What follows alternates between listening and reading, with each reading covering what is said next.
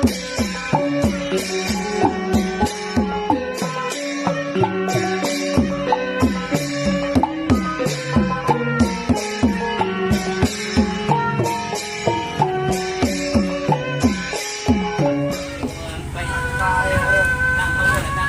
อาข้างใน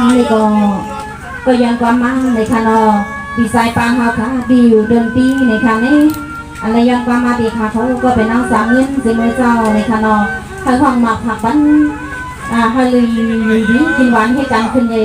ไม่สูงขึ้นในคานอฮาลีนี้เงินนำมาแล้วนั่งแค่ดอยอยู่ปีแล้วในสังเกตว่าไปมือในก็แค่ดอยไปทำปนิมันย่างสีกำค่ะ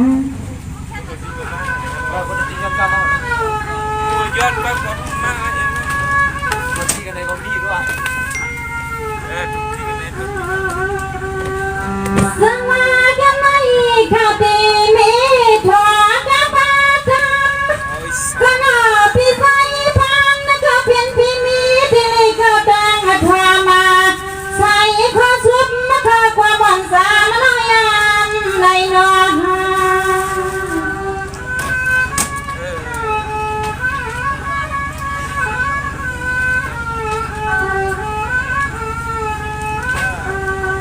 เธอยังรู้เพียงยังไม่เคียงเตียงขึ้นอยู่คำมาเพียงซาน้อเพียวเปล่านั่งหิมาพายาคำสั่งเพียวนั่งแต่งอะไรในก็น้าเพียงเสียงเพื่อดังเพียงขอดังวันนี้นั่งตีพอยน้อเพียวเศร้าเดียพอ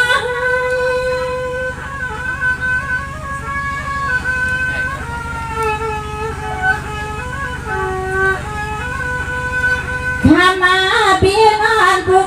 ตอยในนอนนั่งยิงเพียงก็ดีละไทยเพียงละขึ้นพากามากาเป็นเพียง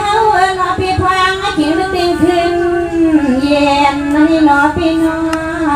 พี่นอ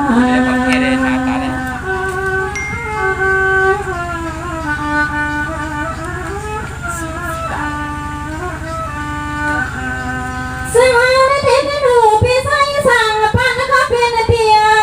ที่ลูกเมืองยามไม่เคียงพี่สาวสิที่ก่อนยินปั้นเสียงนั่งวันพี่ที่ลูกสาวอยู่ที่ไหนก็ยังไม่เคียงขึ้นนั่งเงินพี่ด้วยพันพี่ยามในนอ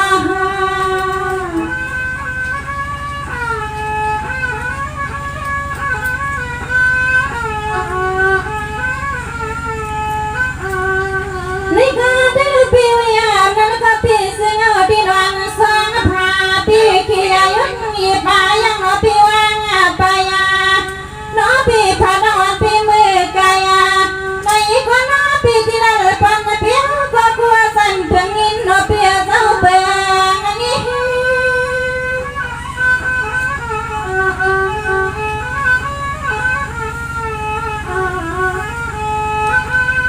เตือยาลูกข้ามาก็เป็นเปียสาถึงดิ่งขึ้นมายังนอนนั่งพี่เฮาก็สั่งเลยมาอากาอันผู้ใจได้นอนนั่งเองพี่ที่ห้องพอยามากาปันให้พอได้ยินเสียงนอพี่นอพี่นอ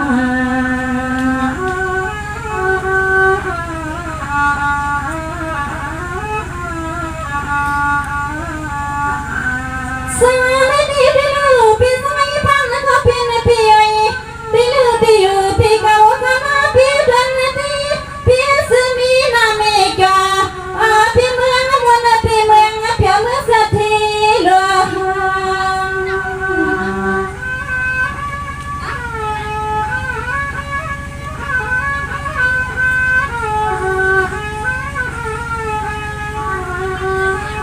สังไม่ก็พี่ซึ่งมีเสียงไม่สวยมานาพี่ตึงดังพี่สุขที่ไม่ทั่วงาพี่วิสกี้กันเสียงนั่งไปซึ่งนอพี่จะหมดความหลงในก็น้อพี่เสียงที่สุดดังเมียงปานพี่ลอยละ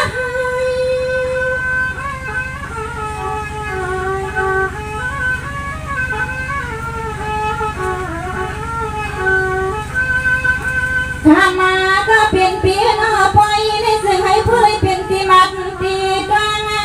พี่มือพวงในเสียงมังงาพี่ที่ใส่สื่อมังกลา พี่ผัดว่านาทีในกี่ปอยกี่ลำก็น้อยเปรี้ยวข้อความสว่างปันให้ผู้เลยเป็นตีตรังกันกันน้อกันน้อ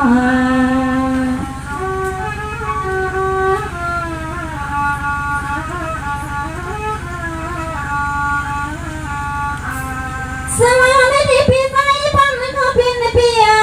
พี่สาวมาก็มาใครสั่งไหลเปียในปุยเราใส่นุ่มสีแค่พี่เสียงยานหน้าทาง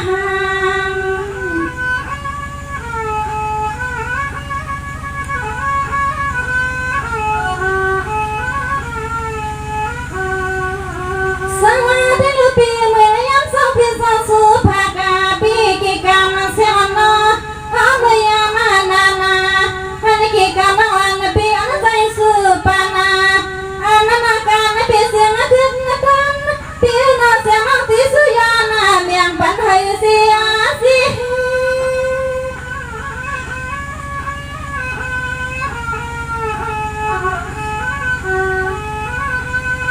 ข้ามาก็เป็นพี่น้องซึ่งให้พ่อเลยเป็นสัตว์ที่พี่น้องกูมือกูนะนั่นน้องอีพี่เฮาก็น่าสุดวางพี่เมื่อยามมาเคียงทางเดินขึ้นเย็นน้าอย่างโลคนพี่มีซึ่งหือในก่อนน้อพี่เจ้าจึงหาเจ้าเป็นน้อพี่น้อพี่น้อ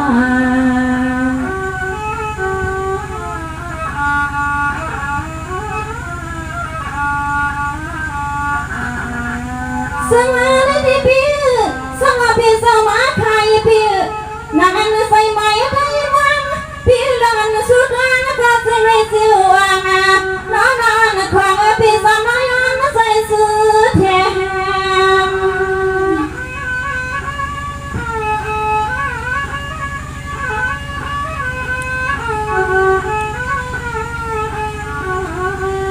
เดินยาลูกน้อพี่ใส่พันก็เป็นพี่รางวัลพี่ที่สุดแดงเด่นสว่างเสมอเจ้าเป็นอาสา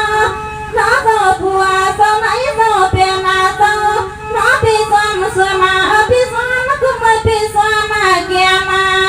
แถมมาใส่น้ำหน้ากากพี่ก็คือใส่คือพี่สามยิ่งแก้มเก่งใส่สวย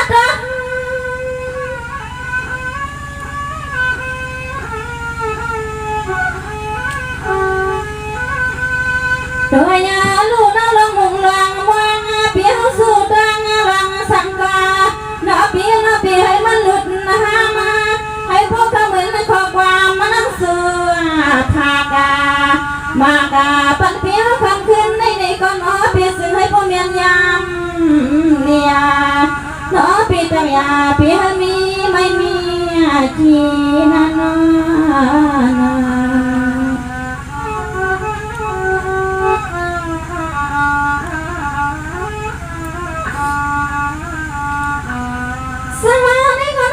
พี่ที่มีเพียงอันเป็นพี่สายเลี้ยงเขามีซื้อกันหน่อยยังซื้อกี่กำวันเสียงน้อยพี่เป็นปากกามสาง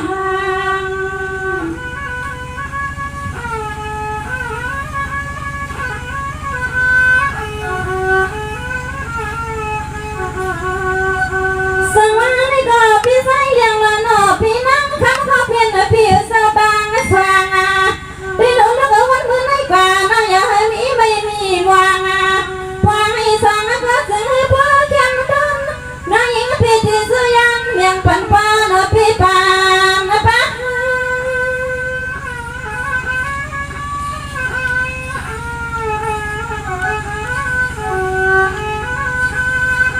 นี่พี่ซึ่งพี่ข้าสองก็พูดเลยสั่งก็ให้ก่อนน้าพี่น้าก็สั่งก็ให้ถูก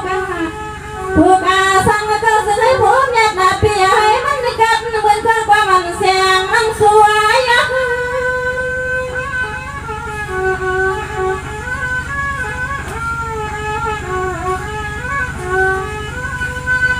ตัวยาลูกอันนี้นาเปียน้อยยังไม่กินก็จึงให้ผู้ได้ซื้อบนนาตานานั่นหนอปีสองก็ผู้ได้ไม่ให้เกิดเปียมือนวานก็ซึ่งให้พ่อได้เงินมือนาตื่นนามาก็ผู้ได้ไม่นั่นหนอ เปียสาวจึงให้ผู้เงินรังเงินเสียนาดอกปีลังสังก็นอปีเปียปีให้มีมือมันแกนปีนาโน